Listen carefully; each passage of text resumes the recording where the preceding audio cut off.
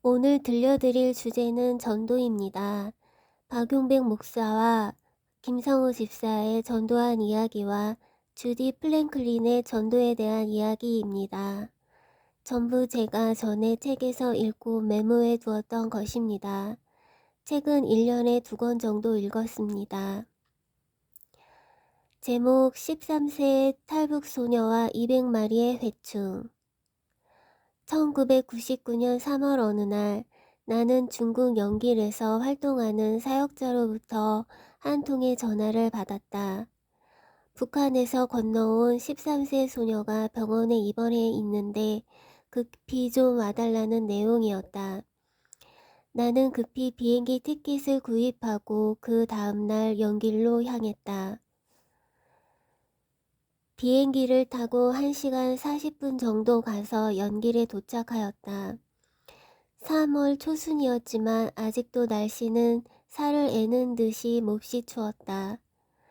동료 사역자의 안내를 받아 조그마한 병원에 갔더니 병원에 한 소녀가 입원해 있었다.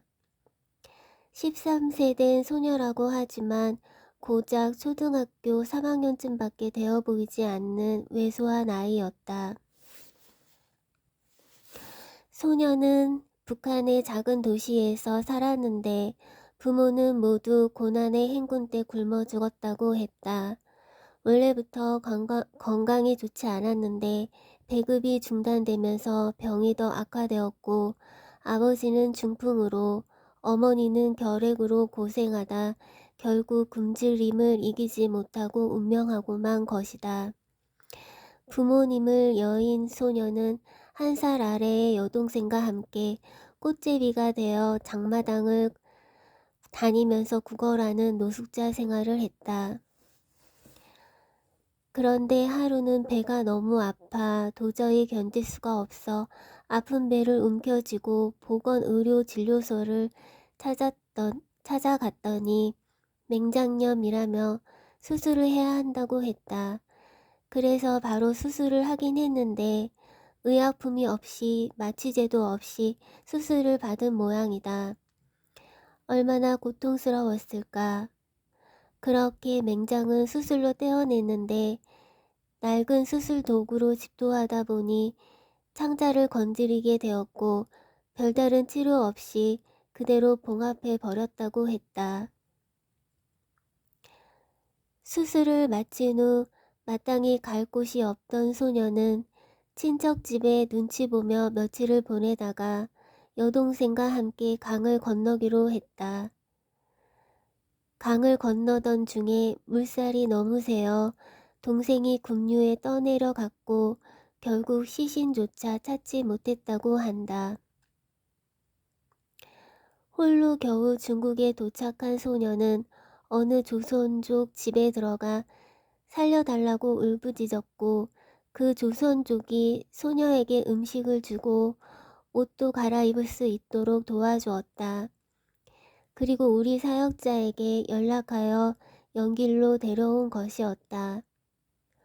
그런데 소녀가 갑자기 배가 너무 아프다며 떼굴떼굴 구르다가 수술한 실밥이 터져버렸고 창자가 일부 밖으로 흘러나오는 심각한 상태에 이르렀다.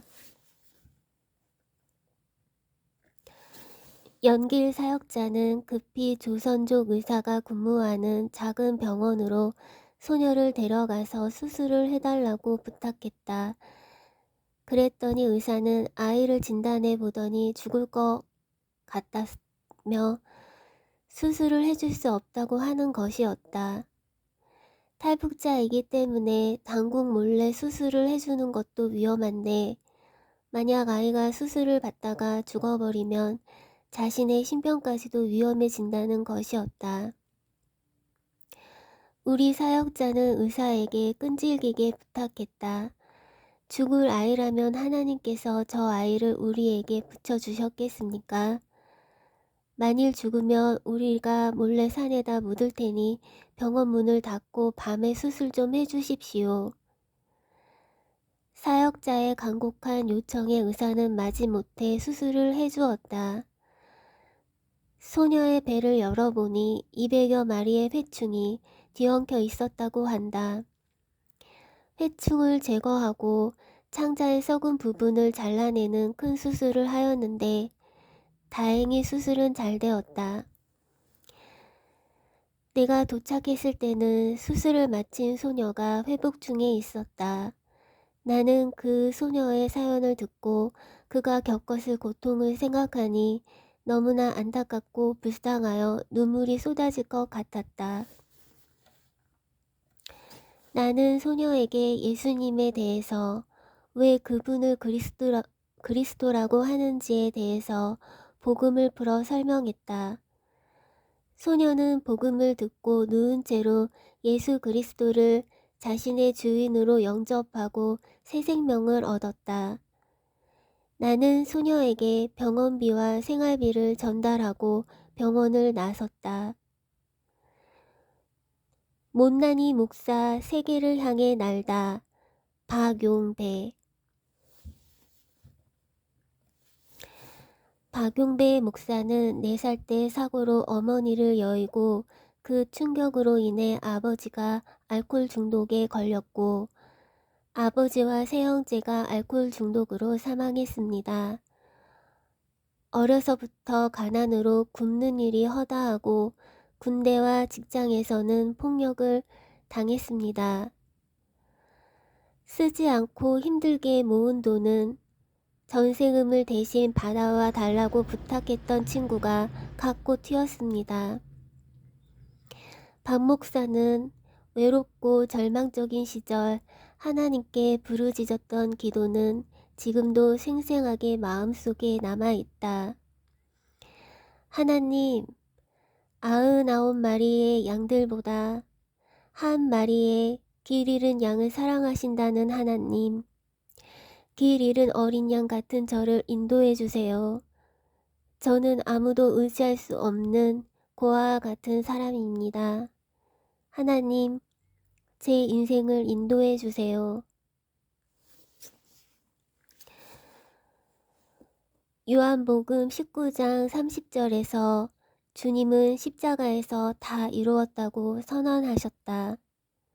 인간의 모든 고통과 저주, 실패와 문제를 단번에 영원히 완전히 끝내신 것이다.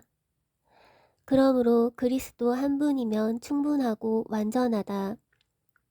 더는 모자란 것도 더 필요한 것도 없다. 그리스도 안에 모든 것이 다 있고 그리스도께서 성령으로 24시간 나와 함께 하시기 때문이다. 이런 상태를 성령 충만이라고 한다. 내가 만난 예수 그리스도를 여러분들도 만나보시고 평안과 축복을 누리게 되시기를 기원한다. 못난이 목사 세계를 향해 날다. 박용배.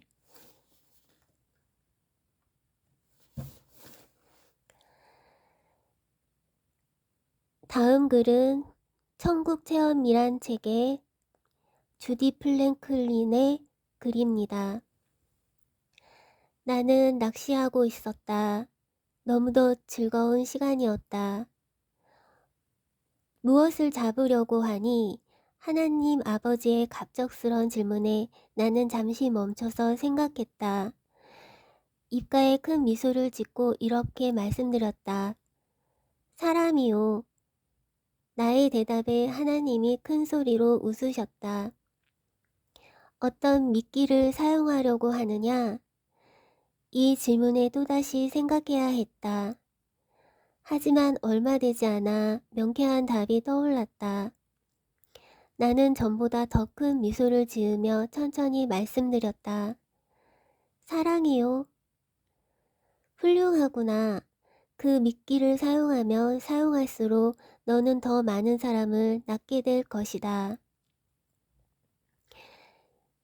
예수께서 가라사대 나를 따라오너라. 내가 너희로 사람을 낚는 어부가 되게 하리라 하시니 곧 그물을 버려두고 쫓으니라.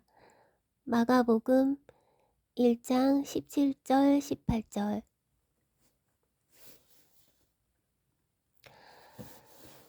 다음 글은 깡통을 차고 빌어먹어도 지옥만은 가지 마라. 김상훈 집사의 책에 있는 전도글입니다. 제목 보은 장날 이렇게 전도함. 보은에 5일자행이 서면 시장에 나가게 되는데 버스는 1시간 거리에 3가 1구라는 곳에서 출발한다. 그러면 그곳까지 걸어가서 버스를 타고 보은 가는 동안에 전도를 한다. 예수 믿고 구원받으세요. 그러면 대부분은 듣고 개 중에는 핍박을 일삼는 이들도 있다. 그래도 개의치 않고 계속 목청을 돋우며 전도를 한다. 왜냐면 이 시간은 내 생애에 있어서 다시 오지 않는 시간이기에 이 시간을 소홀히 할 수 없는 것이다. 예수 믿고 천국 가세요. 꼭 천국 가셔야 합니다. 주일이 돌아오면 가까운 교회에 가서 등록하세요. 아는 사람은 알겠지만 내 목청이 아주 크다. 버스를 사람들이 탔으니 어디로 도망가지도 못하고 꼼짝없이 전도하는 소리를 들어야만 했다.